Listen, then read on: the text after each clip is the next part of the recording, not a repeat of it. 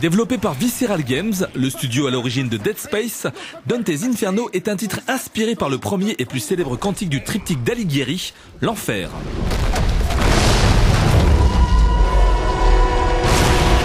Sauf qu'à la différence de ce dernier, Dante n'est plus un poète perdu au fin fond des bois, faisant un voyage imaginaire du côté de chez Satan, mais un croisé toscan plutôt barbare dont on a tué la femme Béatrice. Bien décidé à récupérer son âme, il va se jeter à corps perdu dans les 9 cercles infernaux des enfers pour botter les fesses aux âmes damnées, ravier sa belle des mains du malin et accessoirement nous prouver qu'il n'a pas été un enfant de cœur. Non,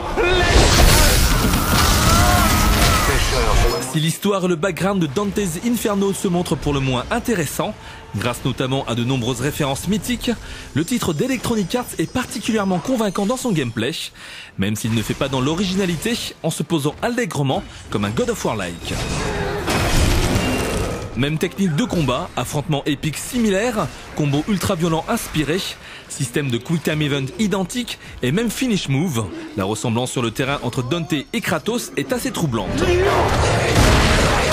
Mais malheureusement pour notre ami italien, la comparaison joue davantage en la faveur de son voisin grec.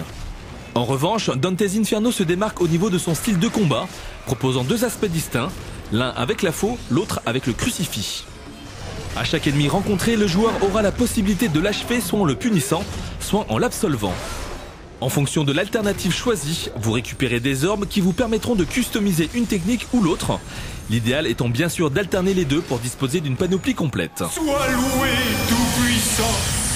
Se basant sur le même moteur graphique que Dead Space, Dante's Inferno fait vraiment plaisir à voir, avec un beau travail effectué au niveau de la direction artistique de manière générale. Jamais pris à défaut, le jeu reste totalement fluide du début à la fin, même lors d'affrontements massifs avec des adversaires. Sorte de God of War passé à la sauce Alighieri, Dante's Inferno s'inspire clairement de ce qui se fait chez la concurrence, mais au moins il le fait bien. Et tant qu'à piquer des idées chez les autres, autant le faire sur un bon titre. Et c'est pourquoi nous ne bouderons pas notre plaisir face à ce beat'em all bien nerveux. La note Jeux Actu, 15/20.